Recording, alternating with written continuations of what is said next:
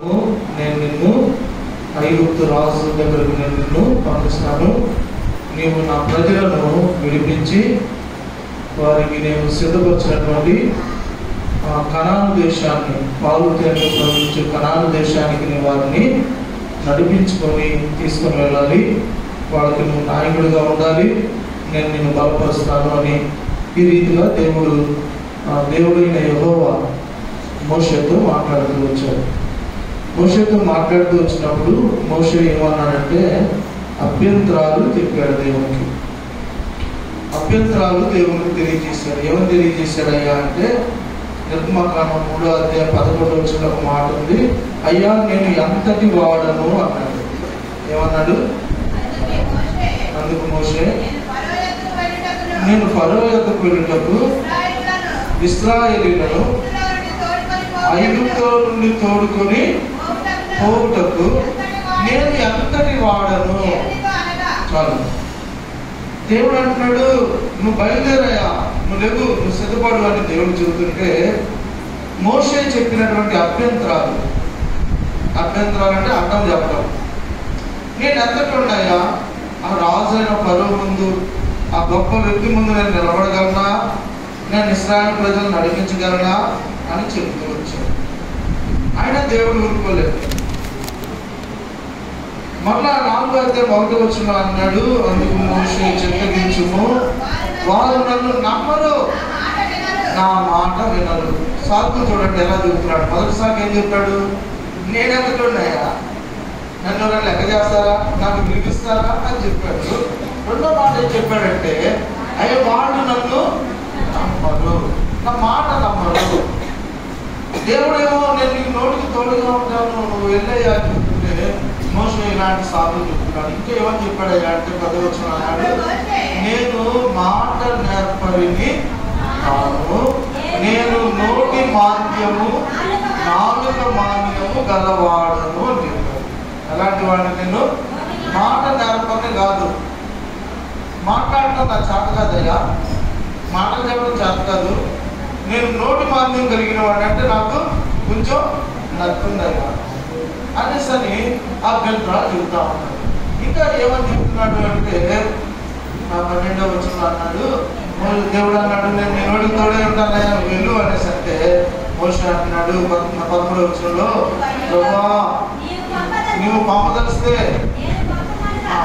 నువ్వు పంపదలిచిన వాడిని నువ్వు ఎవరినైతే పంపిస్తావు వాడిని పంపు, నేను మాత్రం.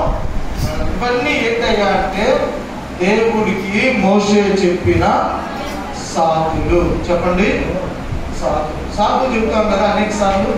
అరే బాబు నువ్వు పని చేయరా అంటే మొత్తం సాకులు చెబుతాం, అడ్డులు ఆటంకాలు చెబుతా ఉంటాం. మోషే కూడా సర్వశక్తి కలిగినటువంటి భవిష్యత్తు జ్ఞాని అయినటువంటి దేవుని ఎడల మోషే తప్పించుకోవడానికి ఈ మాటలన్నీ వాడుతూ ఉంచాడు. నేను మాట్లాడలేదయ్యా, నేను భయస్తున్నాయ్యా, నేను నేర్పని కాదయ్యా, పంపిస్తే ఎవరు పంపించయ్యా, నన్ను ఎవరు నమ్మరయ్యా, నా మాట వినరయ్యా, రకరకాల సాకులు చెబుతూ వచ్చాడు. ప్రియమైనటువంటి దేవుని బిడ్డలారా, దేవుడు ఒకసారి మనల్ని పిలిచినప్పుడు, దేవుడు మనతో మాట్లాడుతున్నప్పుడు మన జీవితంలో ఆయన మాటలు మనం విధేయత చూపించాలి, కానీ సాకులు చెప్పకూడదు. ఎవరు చెప్పకూడదు? దేవునికి సాకులు చెప్పకూడదు. ఒకవేళ నువ్వు చెప్పే సాకులు కానీ అభ్యంతరాలు కానీ ఆ మనిషి దగ్గర చెల్లుతీయేమో కానీ దేవుని దగ్గర అవి చెల్లవు. ఒకసారి యేసుక్రీస్తు వారి పరిచర్యలో కూడా ఇదే జరుగుతూ వచ్చింది. యేసుక్రీస్తు వారి సేవ అంతా ముగించుకొని ఆ చివరి దినాల్లో శిష్యులను తన దగ్గర కూర్చోబెట్టుకొని ఆ శిష్యులతో చెబుతున్నటువంటి మాట ఏంటంటే, నాయనా ఇదిగో నేను సిలువ వేయబడే కాలము గడియలు చాలా ఆసన్నమయ్యాయి, ఇదిగో నేను త్వరగా చనిపోతున్నాను, నన్ను యెరూషలేము వీధి బయట, యెరూషలేము ఊరు బయట అందరూ చూస్తూ ఉండగా నన్ను సిలువేస్తారు, నన్ను చంపేస్తారయ్యా, గొర్రెల కాపర్ని పడతారు, గొర్రెలు ఏమైపోతాయి, చెదిరిపోతాయి అని యేసుక్రీస్తు వారు తన శిష్యులను దగ్గర పెట్టుకొని శిష్యులకి మాట చెబుతా ఉన్నాడు. జరగబోయేదాన్ని చెబుతా ఉన్నాడు. అందుకు శిష్యులు ఏమన్నారంట చూడండి ఒకసారి. మార్క్స్ వార్త 14వ అధ్యాయం 27వ వచనం, 28, 29 లేకపోతే 20 27వ వచనం 29వ వచనం 2 వచనాలు చదువు. యేసు వారిని చూసి మీరందరూ అభ్యంతర పడేదారు, గొర్రెల కాపరిని కొట్టుదును, గొర్రెలు చెదిరిపోవును అని రాయబడి ఉన్నది కదా. అందుకు పేతురు అందరూ అభ్యంతర పడినను నేను అభ్యంతర పడనని ఆయనతో చెప్పాడు. ప్రభు అంటున్నాడు శిష్యులతో, శిష్యులు మీరు అభ్యంతర పడతారు, మీరు కంగారు పడతారు అనేసి చెబుతూ ఉంటే శిష్యులు అంటున్నారు, వాళ్ళందరూ అన్న మాట ఏంటంటే మేము అభ్యంతర పడమని చెప్పారు. అంత మాత్రమే కాదు, పేతురు ఒక అడుగు ముందుకేసి చెబుతున్న మాట ఏంటో తెలుసా? ఎవరు అభ్యంతర పడినను నేనైతే అస్సలు అందరూ అందరూ అభ్యంతర పడినను నేను అభ్యంతర పడనని ఆయనతో చెబుతూ వచ్చాను. శిష్యులు అభ్యంతర పడతారో పడరో ప్రభువుకి తెలుసా? తెలుసు. ప్రభు చెప్పినటువంటి ఈ మాట గొర్రెల కాపరిని పడతారయ్యా అనే మాట పాత నిబంధనలో ప్రవచనంగా చెప్పబడి ఉంది. జకర్యా గ్రంథంలో చదవండి దయచేసి. జకర్యా గ్రంథం 1వ అధ్యాయం చూడండి దయచేసి. జకర్యా గ్రంథం 13వ అధ్యాయం 7వ వచనం. 13వ అధ్యాయం 7వ వచనం. జకర్యా గ్రంథం 13వ అధ్యాయం 7వ వచనం.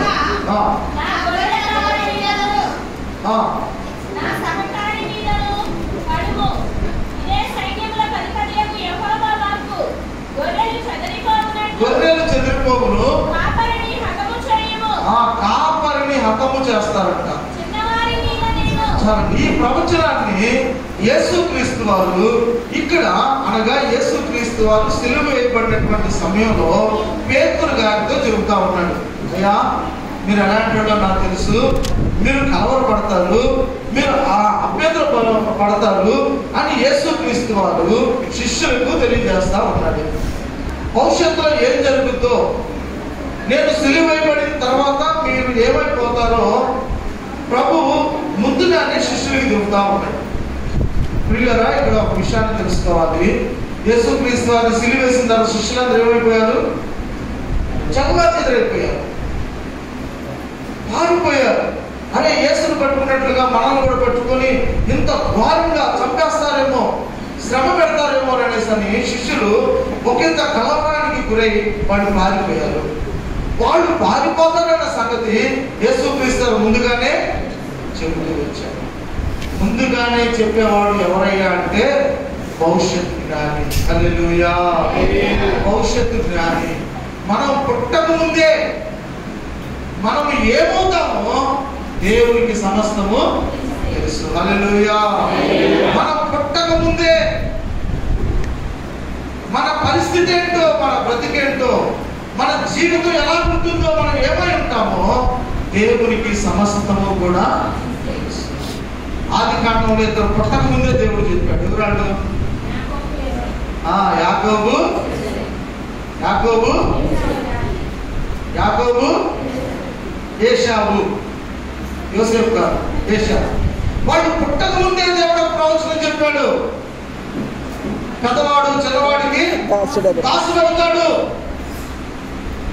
వాడు పుట్టేవాడు మామూలు కాదు అనేసి ముందుగానే దేవుడు ఏం చేశాడయ్యా అంటే ఒక ప్రవచనాన్ని తెలియజేస్తూ వచ్చాడు.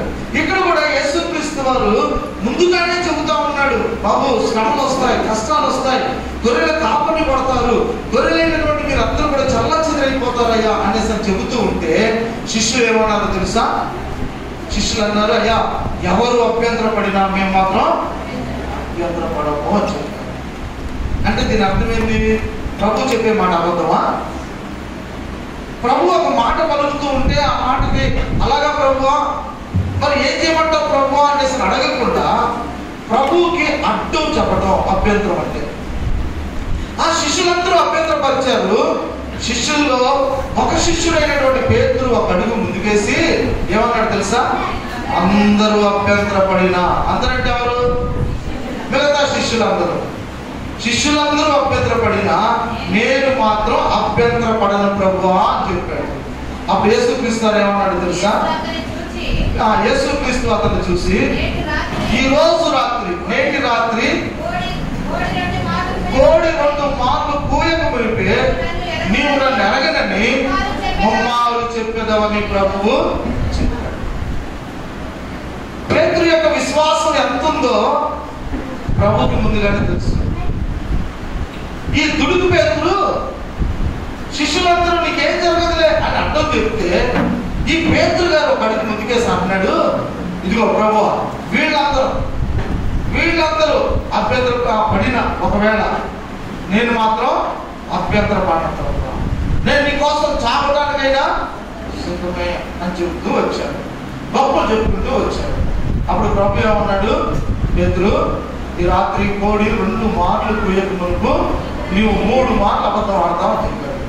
కోడి 2 సార్లు కూయక మునుపు నీవు 3 సార్లు అబద్ధం ఆడతావు ముందుగానే చెప్పాడు ప్రభు. వీళ్ళరా రేపు మన భవిష్యత్తు ఏంటో దేవునికి ముందుగానే తెలుసు. హల్లెలూయా. మన కాలగతులు దేవునికి ముందుగానే తెలుసు. హల్లెలూయా. ఇప్పుడు చెప్పిన సాక్ష్యాల యొక్క సారాంశం దేవుడికి తెలుసు, ఆయనకు తెలియదంటూ ఈ లోకంలో ఏది కూడా. మరి ప్రభుతో కలిసి ప్రభు పరిచర్యలో తిరిగి దేవుని వాక్యాన్ని విని స్వస్థతలు చూసి అద్భుత కార్యాలు చూసినటువంటి ఈ 12 మంది శిష్యులు ఎందుకు అభ్యంతరపడ్డారు? ప్రభు బలం తెలిసినప్పటికీ కూడా ఎందుకు వీళ్ళు ప్రభుకి అర్థం చెబుతూ వచ్చారు? అసలు వీళ్ళు అభ్యంతరపడడానికి కారణం ఏంటి? ప్రభు గురించి తెలీదా? తెల్లగిస్తే ప్రభుతోనే కదా వాడు తిరిగింది. ఆ 12 మంది సహవాసం ఎవరితో చేశారు? యేసుక్రీస్తు వారితో చేశారు. వాళ్ళు సముద్రం మీద ప్రయాణం చేశారు కదా, గాలిని తుఫాన్ని ప్రభు ఆపడం చూశారు, చనిపోయిన వారిని బ్రతికించడం చూసి కూడా వాళ్ళు ఏం చేశారయ్యా అంటే అభ్యంతరాలు చెప్పడం నేర్చుకున్నారు. అసలు ఇంతకీ ఒక ప్రశ్న ఏంటంటే వీళ్ళు అభ్యంతరపడటానికి కారణం ఏంటి? కొద్దిసేపు వాక్యాన్ని ఉందాం. ఏంటి వీళ్ళు అభ్యంతరపడటానికి కారణం? వాక్యం చదవండి చాలా జాగ్రత్తగా. మార్కు సువార్త, పరిశుద్ధ గ్రంథం నుండి మార్కు సువార్త 4వ అధ్యాయము 41వ వచనం. మార్కు సువార్త 4వ అధ్యాయము 41వ వచనం. వారు మిక్కిలి భయపడి ఈయన ఎవరో గాలియు సముద్రమును ఈయనకి లోబడుచున్నామని ఒకరితో ఒకడు చెప్పుకున్నారు. అమ్మ కొద్దిసేపు ఈ చదివినటువంటి సందర్భాన్ని ఆ 5 వచనాల్లో చూస్తే, ఒకరోజు సాయంత్రకాలం యేసుక్రీస్తు వారు సముద్ర ప్రయాణం పెట్టారంట. సముద్ర ప్రయాణం పెడుతున్నప్పుడు ఆ సముద్రం మీద పెద్ద తుఫాను రేగి ఏమొచ్చింది? అలలు ఆ దోణి నిండా అలలతో నింపబడిందంట దోణి. అప్పుడు ఆ దోణిలో ఉన్న వాళ్ళందరూ కూడా భయంగా బ్రతుకుతా ఉన్నారు. యేసుక్రీస్తు వారు తలగడ మీద నిద్రపోతూ ఉంటే ఈ శిష్యులు, ఓ ప్రభువా, ఓ సముద్రం మీద గాలి వాన, ఇదిగో మనకి దోణి నిండా నీళ్ళు వచ్చాయి, దోణి మునిగిపోతే మనం కూడా మునిగిపోతాం, మాతో పాటు నువ్వు కూడా మునిగిపోతావు ప్రభువా, నీకు చింత లేదా? నీకు ఆలోచన లేదా? ఎంత ఆపద సమయంలో నీకు నిద్ర ఎలా వస్తుంది ప్రభు అన్నట్లుగా వీళ్ళు ఏం చేశారంటే యేసుక్రీస్తు వారిని బోధకుడానికి కేకలు పెడుతున్నారు, మేము నశించిపోతున్నామని. అప్పుడు యేసుక్రీస్తు వారు ఏం చేశారంటే ఆయన గాలిని గద్దించి నిశ్శబ్దమై ఉండమని సముద్రంతో చెప్పాడు. వెంటనే గాలి అణిగి మిక్కిలి నిర్మలమైంది. ఇది అద్భుత కార్యమే కదా, అద్భుత కార్యమే కదా. ఎంత గొప్ప అద్భుత కార్యం! కళ్ళారా శిష్యులు చూశారు దగ్గరుండి, ఇన్స్టాంట్ గా, అంటే అప్పటికప్పుడే వెంటనే జరిగినటువంటి అద్భుత కార్యం ఏంటంటే గాలి ఆగిపోయింది, సముద్రం మీద అలలు కూడా ఆగిపోయాయి, సమస్తం కూడా నెమ్మలి అయింది. మంచి కార్యం ప్రభు చేశాడు. చేసినప్పుడు ఏం జరిగిందయ్యా అంటే 41వ వచనంలో వారు మిక్కిలి భయపడి ఏమన్నారంట? ఈయన ఎవరు అనొచ్చు ఆ మాట? నా వైపు చూడండి కొద్దిసేపు. దేవుడు నీ జీవితంలో మేలు చేశాడు, దేవుడి ద్వారా నువ్వు అభివృద్ధి పొందావు, ఆశీర్వదించబడ్డావు, దీవించబడ్డావు. దీవించబడిన తర్వాత ఎవరు నాకు తెలియదండి అంటూ మొదటిరా మాట్లాడుతున్నా. ఎవరు వాక్యం వినాలి కొద్దిసేపు. ఇక్కడ శిష్యులు కార్యాలన్నీ చూసి కూడా లాస్ట్ అన్న మాట ఏంటో తెలుసా? ఈయన ఎవరు? ఎవరైనా ఈ దినాన చాలా మంది ఎలానే తయారయ్యారు, దేవుడి ద్వారా మేలు పొందుతున్నారు. ఆయన ఎవరు? అమ్మ యేసు ఎవరు అని ఎవరు అడిగితే ఏం చెబుతాం సమాధానం? తెలియకుండా బ్రతుకుతున్నారు ఇదిలాగా చాలా మంది. ప్రియమైనటువంటి దేవుని బిడ్డలారా, యేసుని తెలుసుకోవడం వేరు, యేసుని ఎరగడం వేరు. హల్లెలూయా. చెప్పండి, ఏం చెప్పాను నేను చెప్పిన మాట? చెప్పాలి పెద్దగా. యేసుని తెలుసుకోవడం వేరు, యేసుని ఎరగడం వేరు. ఇప్పుడు మీరు తెలుసుకున్నారా, ఎరిగారా? మీరు ఎరిగారా, జస్ట్ తెలుసుకున్నారా? యేసు గురించి ఊర్లో రైతులు కూడా తెలుసు కదా. తెలుసుకున్నవాడు పరలోక రాజ్యానికి వెళ్తాడా? ఎరిగిన వాడు పరలోక రాజ్యానికి వెళ్తాడా? ఎరిగిన వాడే. వాక్యం ఏం చెబుతా ఉంది? కీర్తనకారుడు ఒకసారి వెళ్తాము 34వ కీర్తన 34వ కీర్తన 34వ కీర్తన 8వ వచనం. యెహోవా ఉత్తముడని రుచి చూసి తెలుసుకున్నది. హల్లెలూయా, హల్లెలూయా. ఎలాగ తెలుసుకోవాలంట? యెహోవా ఉత్తముడని రుచి చూసి తెలుసుకొనడి. అందుకని పాట ఉంది, పల్లవి పాడతాం. రుచి చూచి ఎరిగితిని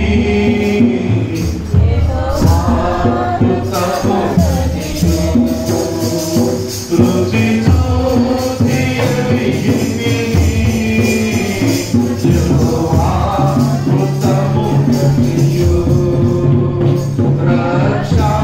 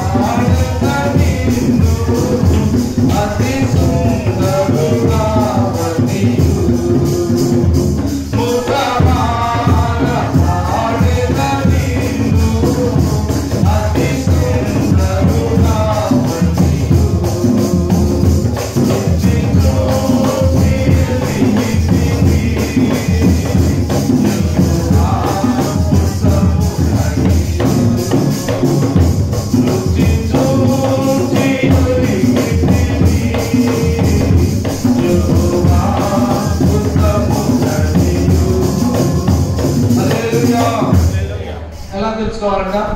రుచి చూసి. వాసన చూసి తెలుసుకోవాలా? రుచి చూసి తెలుసుకోవాలా? రుచి చూసి. తెలుసుకోవటం వేరు, ఎరగటము. యేసుతో కలిసి కొన్ని సంవత్సరాలు తిరిగినటువంటి ఒక శిష్యుడు యేసుతో కలిసి ఆ యొక్క ఎక్స్పీరియన్స్ ప్రాప్తం చేసే అనుభవం కానీ, యేసుతో కలిసి ప్రయాణించే అనుభవం కానీ, యేసుతో కలిసి దేవునితో మాట్లాడే అనుభవాన్ని అంతా చూసినటువంటి శిష్యులు అభ్యంతరపడొచ్చా? పడకూడదు. మరి వీళ్ళు అభ్యంతరపడటానికి గల కారణం ఏంటయ్యా అంటే, ప్రియమైనటువంటి దేవుని బిడ్డలారా, ఇక్కడ మనం జ్ఞాపకం చేసుకున్నప్పుడు వీళ్ళకి యేసుక్రీస్తు తెలుసు కానీ యేసుక్రీస్తు వారిని పూర్తిగా వీళ్ళు ఎరగలేదు. అదే మైనస్ వీళ్ళ జీవితంలో. అమ్మా వినండి, ఇందాక కీర్తన భాగంలో రక్షణ వాక్యం కూడా దేవుడు అనుగ్రహిస్తూ వచ్చాడు. కీర్తన భాగంలో నేను మొట్టమొదటిసారి వింటున్నాను. కీర్తన భాగంలో దేవుడు అక్కడ వాడుకొని రక్షణను గురించినటువంటి ఒప్పుకోలు కూడా దేవుడు మాట్లాడించాడు. కాబట్టి ప్రియులారా, ఇంతకాలం మనలో కూర్చున్న వాళ్ళు చాలా మందికి యేసు తెలిసి ఉండొచ్చు కానీ ఉపయోగం లేదు. దేవుడు అన్న సంగతి తెలిసి ఉండొచ్చు, నీవు రుచి చూస్తేనే నీకు మేలు కలుగుతుంది, నీవు ఎరిగి ఉంటేనే నీవు దీవించబడతావు. శిష్యులు ఎరగలేదు, అందుకే ఇక్కడ ఏమన్నారంటే ఈయన ఎవరో గాలియు సముద్రమును మాట చెబితే నిమ్మలమైంది. ఈయన ఎవరు అంటే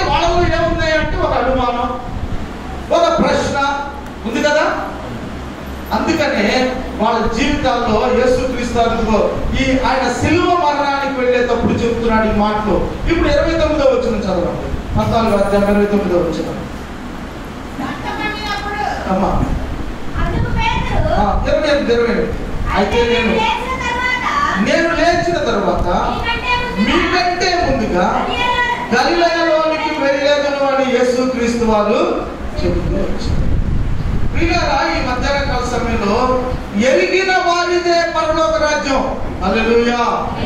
నువ్వెంత పెద్ద విశ్వాసమైనా, ఎంత గొప్ప దైవజనుడు అయినా, ఎన్ని వరాలు నీ దగ్గర ఉన్నప్పటికీ తెలుసుకుంటే ఉపయోగం కాదు, ఎరిగి ఉండాలి, ఓన్ ఎక్స్పీరియన్స్ ఉండాలి.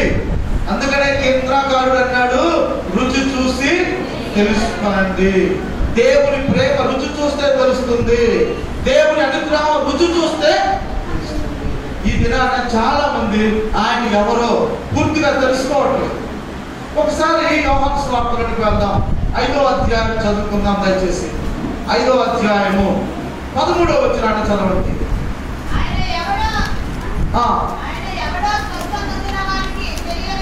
ఆయన ఎవడో స్వస్థత పొందిన వానికి తెలియలేదు. అందుకని ఏమన్నాడంట, ఆయన ఎవడో. ఏంటి మాట? అసలు ఎందుకు స్వస్థత పొందింది ఎవరు? బెతెస్దా కోనేటి దగ్గర ఎన్ని సంవత్సరాల నుండి ఉన్నాడు? 38 ఏళ్ల నుండి వ్యాధి కలిగినటువంటి ఒక మనుషుడు ఉన్నాడు. 38 సంవత్సరాల వ్యాధి ఆయనకి. అంటే ఆయన వయసు ఎంత మనకు తెలియదు. ఆయన రోగం వయసు ఎంత? 38 సంవత్సరాలు. మరి ఆయన వయసు ఎంత రాయబడలేదు కదా. 38 సంవత్సరాల నుంచి ఒక వ్యక్తి భయంకరమైనటువంటి రోగంతో బాధపడుతూ ఉన్నాడు. ఆ వ్యక్తిని కన్నవారు తీసుకొచ్చి ఎక్కడ పడేశారయ్యా అంటే బెతెస్దా అనబడినటువంటి ఒక కోనేటి దగ్గర అతన్ని విడిచిపెట్టి వెళ్ళిపోయారు. బెతెస్దా అనే మాటకు అర్థం కనికరము, జాలి చూపించుట. ఈ రోగంతో ఉన్నటువంటి వ్యక్తి జాలి చూపించబడే స్థలంలోనికి తీసుకొచ్చి విడిచిపెట్టబడ్డాడు. 38 ఏళ్ల నుండి వ్యాధితో బాధపడుతూ ఉంటే యేసుక్రీస్తు వాడు 6వ వచనంలో అన్నాడు, వాడు పడి ఉండుట యేసు చూసి వాడు అప్పటికి బహుకాలం నుండి ఆ స్థితిలో ఉన్నాడని యేసు ఎరిగాడు. హల్లెలూయా. మధ్యాహ్న కాల సమయంలో మన దేవునికి మన స్థితిగతులు బాగుగా తెలుసు. హల్లెలూయా. మన స్థితిగతులు దేవునికి తెలుసు. మనం పడి ఉండట దేవునికి తెలుసు. మన కన్నీరు దేవుడు చూస్తా ఉన్నాడు.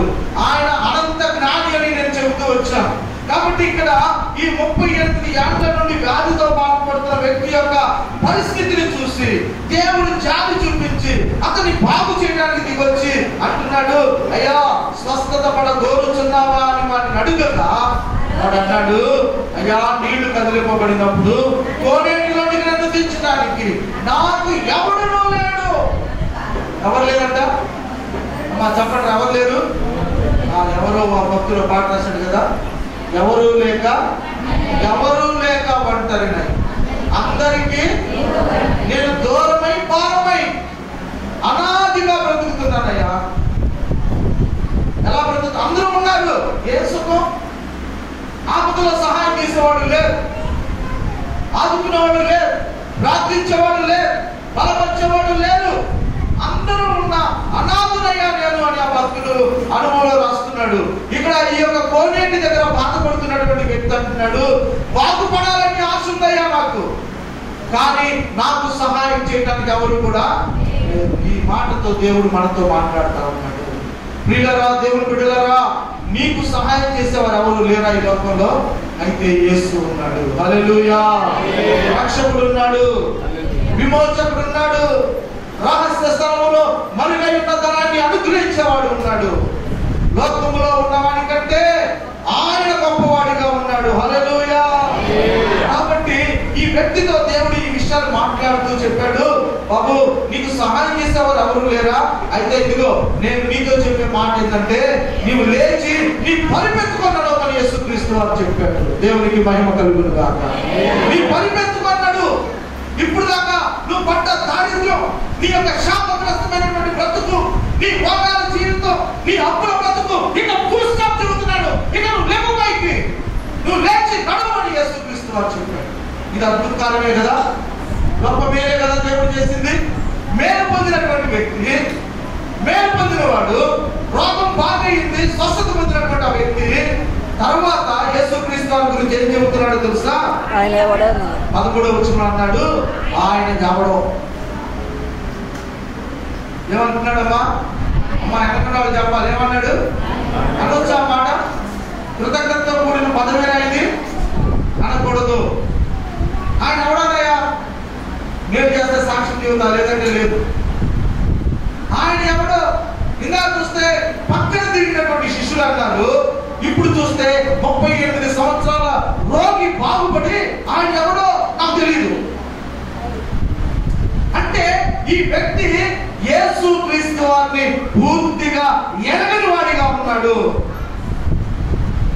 శిష్యులు కూడా ఏమన్నారో తెలుసా?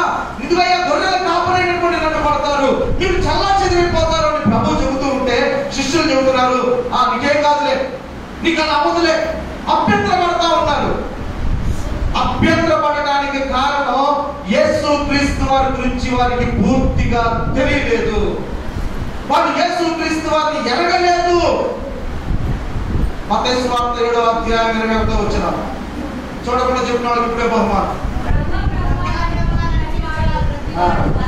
ప్రభువా ప్రభువా అని నన్ను పిలుచు ప్రతివాడు, ప్రభువా ప్రభువా అని పిలిచేవారు ఎవరు పిలుస్తున్నారు? ఈ దినాన్ని యూట్యూబ్ లో కూడా చాలా మంది పిలుస్తున్నారు కదా, ఊర్లో ఉన్నవాళ్ళు కూడా పిలుస్తున్నారు. రాజకీయ నాయకులు హిందువులైనా మన గుడి దగ్గరకు వచ్చి ఏం చేస్తున్నారు? మొక్కుతున్నారు, ప్రార్థన చేస్తున్నారు, యేసుక్రీస్తు వారి దగ్గర కూడా చెబుతున్నారు, తెలుసుకున్నారు. ప్రభువా ప్రభువా అని నన్ను పిలుచు ప్రతివాడు. తెలుసుకున్న వారు ఎవరు? ఎరిగిన వారు మాత్రమే వెళ్తారు అని అర్థం అన్నమాట. అందుకే ప్రభు చెప్పాడు, ప్రభువా ప్రభువా నన్ను పిలుచు ప్రతివాడు ఎవరు వెళ్తారు? తండ్రి చిత్తాన్ని చేసేవారు ఎవరయ్యా అంటే ఎరిగి ఉన్నవారు. కాబట్టి ఈ మార్కు సువార్తలో ప్రభు చెబుతున్న మాటకు శిష్యులు అభ్యంతరం చెబుతా ఉన్నారు. కాబట్టి ఈ మధ్యాహ్న కాల సమయంలో మన జీవితాల్లో మరొక వాక్యాన్ని కూడా ఈ శిష్యులు అభ్యంతరపడడానికి మరొక పాత నిబంధన ప్రవచనాన్ని ఒకటి ఆధారం చేసుకొని వీళ్ళు అభ్యంతరపడినట్లుగా ఇక్కడ మనకు అర్థం అవుతా ఉంది. చదువుదాం యెషయా గ్రంథం 61వ అధ్యాయము. యెషయా గ్రంథం 61వ అధ్యాయము 61వ అధ్యాయం చదువుతాం. 2వ వచనం. యెహోవా హితవత్సరమును మన దేవుని ప్రతిదండనను ప్రకటించుటకును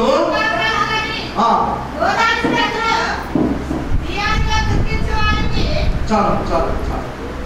ఇక్కడ మనకు కావలసినటువంటి మాట, శిష్యులు అభ్యంతరపడటానికి మరొక కారణం ఏంటంటే యెహోవా హితవత్సరమును మన దేవుని ప్రతిదండనను ప్రకటించుటకు ఆయన వస్తాడు. అంటే ఇక్కడ ఒకే వచనంలో 2 మాటలు రాయబడినాయి. ఒక మాట ఏంటంట యెహోవా హితవత్సరము, అంటే హితవత్సరము అంటే జాలి చూపించే కాలము, దయ చూపించే కాలము. సెంటెన్స్ ఒకటే, అందులో 2 పదాలు ఉన్నాయి. ఒకటి హితవత్సరం అంటే యెహోవా జాలి చూపించేవాడు, ప్లస్ యెహోవా ప్రతిదండన దినము. ప్రతిదండన అంటే శిక్షించు కాలం. అంటే జాలి చూపించడం, శిక్షించు కాలం 2 ఒక దాంట్లోనే ఉన్నాయి కదా. నీకు మాత్రం ఏంటయ్యా, నేను చనిపోతాను, మీరు చాలా చిత్రైపోతారు అనేసి అంటున్నావు ఏంటి అని శిష్యులు అభ్యంతరపడుతూ వచ్చారు. శిష్యులు అభ్యంతరపడటంలో కూడా ఇక్కడ చిన్న కారణాన్ని మనం ఆలోచించినప్పుడు, ఈ ఒక్క వచనంలో యెహోవా హితవత్సరాన్ని ప్రకటించాలి కదా, యెహోవా ప్రతిదండన, ఈ 2 ఒకేసారి జరగాలి. మరి నువ్వేమో స్వార్థ ప్రకటిస్తున్నావు, స్వస్థపరుస్తున్నావు, నిన్ను మొహం మీద కొట్టినా, నీ గడ్డం లాగినా, నిన్ను దూషించినా నువ్వు హితవత్సరమే చూపిస్తున్నావు, కానీ నువ్వు ప్రతిదండన చేయట్లేదు కదా. మరి నువ్వు ప్రతిదండన చేస్తేనే కదా మేము నిన్ను నమ్మేది అన్నట్లుగా ఇక్కడ శిష్యులు ప్రభు విషయంలో అభ్యంతరపడతా ఉన్నారు. పిల్లరా, ఈ హితవత్సరము ఎప్పటి నుండి ప్రారంభమైందయ్యా అంటే యేసుక్రీస్తు వారు పుట్టింది మొదలుకొని, అమ్మా వినండి, ఆయన చనిపోయి పరలోక రాజ్యానికి వెళ్ళాడు. ఆయన వెళ్ళిన కొన్ని దినాలకు ఆదరణకర్త ఈ లోకానికి పంపించాడు. పరిశుద్ధాత్మ దేవుడు దీనిని కృపాకాలం అని పిలుస్తా ఉన్నాడు. ప్రభు అయిన యేసుక్రీస్తు వారు పుట్టింది మొదలుకొని ఈ రోజు వరకు ఇంచుమించు 2025 సంవత్సరాల ఈ కాలాన్ని ఏమని పిలుస్తున్నామంటే హితవత్సరపు కాలము. చేసిన తప్పుకు వెంటనే శిక్ష ఉందా? ఒకవేళ పొరపాటు చేసినా క్షమాపణ ఉంటే దేవుడు ఏం చేస్తున్నాడు? క్షమిస్తా ఉన్నాడు. ఇది మొదటి రాకడకు గుర్తుగా ఉంది. మరి యెహోవా ప్రతిదండన చేసే కాలం ఉందా? ఉంది. అది రెండవ రాకడ. ఆ రెండవ రాకడలో ప్రియమైనటువంటి దేవుని బిడ్డలారా, యేసుక్రీస్తు ఎలా వస్తాడంట రెండవ రాకడలో? చెప్పండి. ఆయన యూదా గోత్రపు ప్రథమ సింహంలాగా వస్తాడు. ఎందుకు వస్తాడు ఆయన ఈ లోకానికి? ప్రకటన గ్రంథం 1:7 చదవండి దయచేసి. ఇదిగో ఆయన మేఘారూఢుడై వస్తున్నాడు, ప్రతి నేత్రము ఆయనను చూస్తును. ఈ మాట వెరీ ఇంపార్టెంట్ అన్నమాట. ఎవరు చూస్తారంట? ప్రతి నేత్రము ఆయన్ని చూస్తారు. అంత మాత్రమే కాదు, ఆయనను పొడిచిన వారు ఆయనను. హల్లెలూయా. ఎవరండి పొడిచేది? దేంతో పొడిచారు అన్నాడు? సైనికులు బల్లేలతో పొడిచారు. ఇది నాకు దేంతో పొడుస్తున్నారు? మాటలతో పొడుస్తాం కదా. యేసుక్రీస్తు వారిని, మరియమ్మ గారిని రకరకాల పదజాలాలు ఉపయోగించి మాట్లాడుతూ ఉన్నారు. యథార్థంగా ప్రభు కొరకు బ్రతుకుతున్నటువంటి విశ్వాసులను, యథార్థంగా సేవ చేస్తున్నటువంటి దైవజనులను ఈ దినాన రకరకాలుగా మాటలతో హింసిస్తూ ఉన్నారు కదా. వాళ్ళు కొడుతున్నారు, దూషిస్తున్నారు. ఏం చేశారు వాళ్ళు? దేవుని స్వార్థను ప్రకటించినందుకు, యెహోవా హితవత్సరాన్ని ప్రకటించినందుకు లోకం వాళ్ళకి ఇచ్చినటువంటి బహుమానం ఏంటయ్యా అంటే నిందలు, అవమానాలు. ఎందుకు వస్తున్నాడు దేవుడు? ప్రతిదండన తీసుకొని వస్తున్నాడు. ఎందుకయ్యా అంటే ఆయనను పొడిచిన వారు. ఓ లోకమా, 2025 సంవత్సరాల వరకు రక్షణ స్వార్థను నేను ప్రకటిస్తూ ఉన్నాను. జాలిగానే నీతో మాట్లాడుతూ ఉన్నాను. గొర్రెపిల్లగానే మీ మధ్యకు వచ్చాను. నా దాసులను, దాసులను నేను మీతో మాట్లాడిపించినాను. మీరు లోబడక తిరిగి నా సేవకుని హింసించారని ప్రతిదండన చేయడానికి దేవుడు రాబోతూ ఉన్నాడు. అది మాత్రమే కాదు. 14వ అధ్యాయం చదవండి దయచేసి. ప్రకటన గ్రంథం 14వ అధ్యాయం 9వ వచనం నుండి. మరియు వేరొక దూత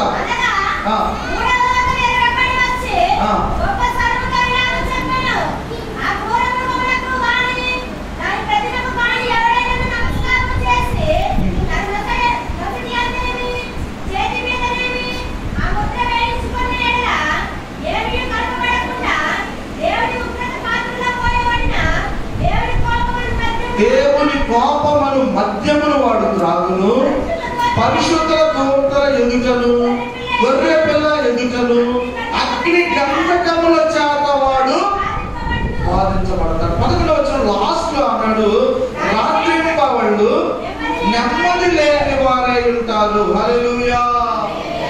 ఏమవుతారంట వాళ్ళు? అగ్ని గంధకముల చేత కాల్చబడుతూ రాత్రి పగలు ఇక నెమ్మది లేదు. కారణం ఏంటయ్యా అంటే యెహోవా హితవత్సరాన్ని ప్రకటిస్తున్నప్పుడు లోబడలేదు వీళ్ళు. అందుకే దేవుడు ఏం చేశాడంటే చూశాడు ప్రతిదండన చేయడానికి ఆయన ఈ లోకానికి రాబోతూ ఉన్నాడు. 20వ అధ్యాయం 13వ వచనంలో కూడా మనం చూసినప్పుడు సముద్రము తనలో ఉన్న మృతులను అప్పగించెను, మరణమును, పాతాళ లోకమును, వాటి వశమునున్న మృతులను అప్పగించెను. వారిలో ప్రతివాడు తన క్రియల చొప్పున తీర్పు పొందుతాడు. హల్లెలూయా. ఎలా తీర్పంట? ప్రతివాడు అంటే ఎవరెవరు వస్తారు అందులో? రాజులు తీసేస్తాడా? అధికారులు తీసేస్తాడా? పెద్ద పెద్ద సేవకులు తీసేస్తాడా? యావత్తు తీసేయడు. దేవుడు చాలా క్లియర్ గా చెప్పాడు. అందుకనే ప్రియమైనటువంటి దేవుని బిడ్డలారా, ఇక మనం లూకాసు వార్తలో కూడా చూస్తే ఒకసారి యేసుక్రీస్తు వారు దేవాలయానికి వెళ్ళి యెషయా గ్రంథం యొక్క ప్రతిని తీసి ఆయన చదువుతూ దాంట్లో చెప్పాడు, నేను పంపబడ్డాను దేవుని ఆత్మ చేత. నేను ఎందుకు పంపబడ్డానంటే యెహోవా హితవత్సరాన్ని ప్రకటించడానికి పంపబడ్డానని చెప్పని వెంటనే ఆ గ్రంథాన్ని మూసివేశాడు. ప్రతిదండన చేయడానికి వచ్చారనే మాట ఇక్కడ ప్రభు వాడలేదు.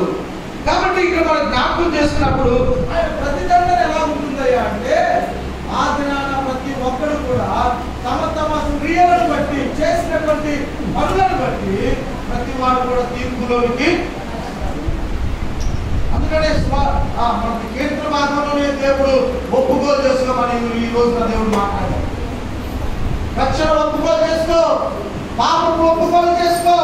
యెహోవా ప్రతి గంటల దినమున ఏ ప్రాణి కూడా తప్పించుకోవడానికి అవకాశము లేదు. ఆ దినాన అనేకులంట మరణం కొరకు తిరుగుతారంట, అనేకులు చనిపోవాలనేసి చెప్పని అటు ఇటు పరుగులు పెడతా ఉంటారంట. 9వ అధ్యాయం 6వ వచనంలో అన్నాడు, ఆ దినాల్లో మనుషులు మరణాన్ని వెతుకుతారు కానీ అది వారికి దొరకనే దొరకదు, చావవలనని ఆశపడుతుంది కానీ మరణము వారి వద్ద నుండి పారిపోవును. హల్లెలూయా. ఏం పారిపోతుంది? ఎవరి వద్ద నుండి? ఆ దినాన ఈ శ్రమలు తట్టుకోలేక, బాధలు శ్రమలు ఈ యొక్క నిందలు తట్టుకోలేక నీకు చావాలని చెప్పని కోరుకుంటారంట కానీ ఆ కోరుకున్నప్పుడు ఆ మరణము వారి నుండి.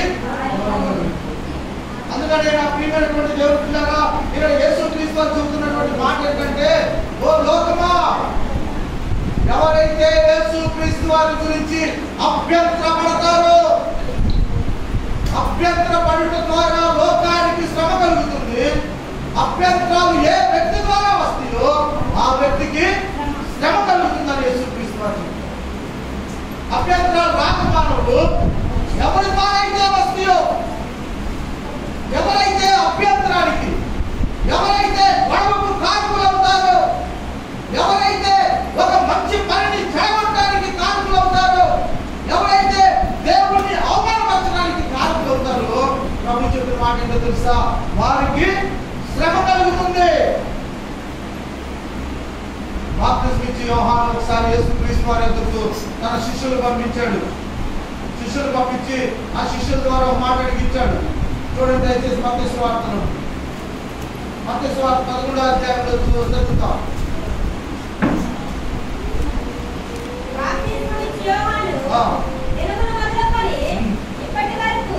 మత్తయి సువార్త 11వ అధ్యాయం 1వ వచనం. యేసుతో 12 మంది శిష్యులు కారణించిన తర్వాత వారి పట్టణంలో బోధించినట్లు ప్రకటించినట్లు అక్కడి నుండి వెళ్ళిపోయాను.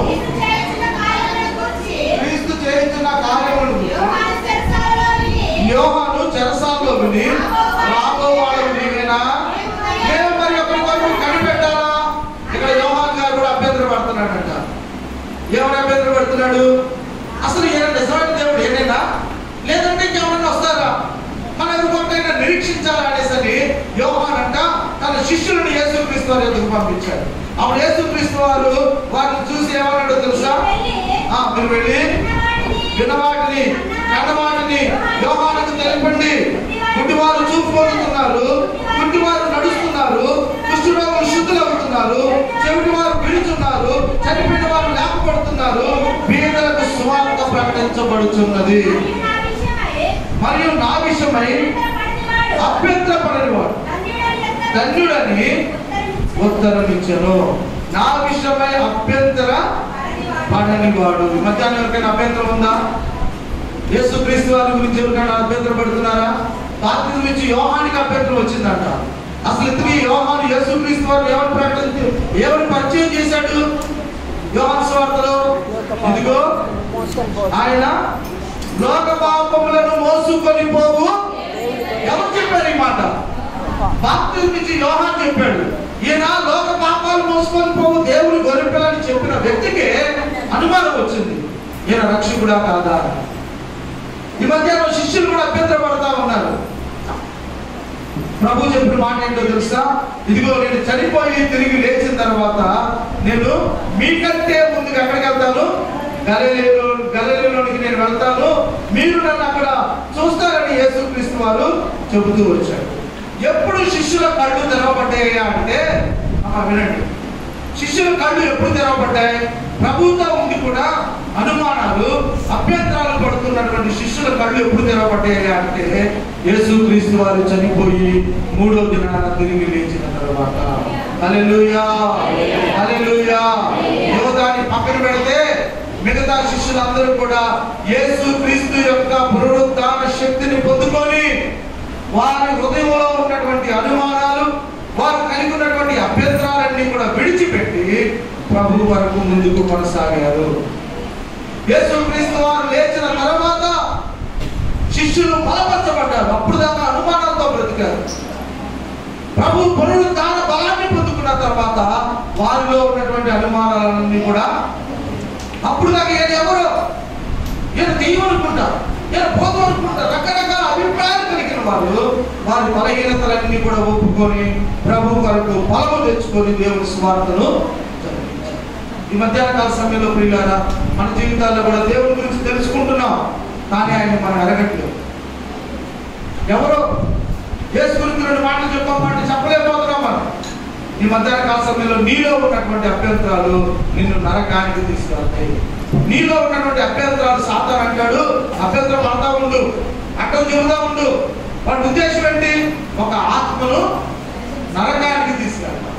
కానీ యేసు యొక్క ఉద్దేశం ఏంటయ్యా అంటే మనలో ఉన్నటువంటి అభ్యంతరాలన్నీ కూడా తొలగించి ఆయనతో పాటుగా ఆయన ఉండు స్థలంలో మనల్ని ఉంచడానికి యేసుక్రీస్తు వారు సర్వసత్యంలో నడిపించడానికి ఆయన ఇష్టమై ఉన్నాడు. ఈ మధ్యాహ్నం ఇంకా దేవుని గురించి పూర్తి అవగాహన లేకుండా ఆయన శక్తిని ఇంకా తృప్తిపరుస్తూ ఉంటే, ఈ మధ్యాహ్న కాల సమయంలో పునరుద్ధానుడైనటువంటి యేసు సమాధి బండ యేసుక్రీస్తు వారి యొక్క ఆ యొక్క పునరుద్ధానాన్ని అడ్డుకోలేకపోయింది. సమాధి ప్రభు పునరుద్ధానాన్ని ఆపలేకపోయింది. ఈ మధ్యాహ్న కాల సమయంలో ప్రియమైనటువంటి దేవుని బిడ్డలారా, ఆ పునరుద్ధానుడైనటువంటి దేవుని ఆత్మ నీ మీదికి బలముగా వచ్చి నీలో ఉన్నటువంటి అభ్యంతరాలు తొలగించును గాక. అటువంటి కృప దేవుడు మనకు అనుగ్రహించాలని ఈ వారమంతా మనం ప్రార్థనా పూర్వకంగా ప్రభు కొరకు కనిపెడతాం. దేవుడు తన వాక్యమును దీవించును గాక. మనందరం లేచి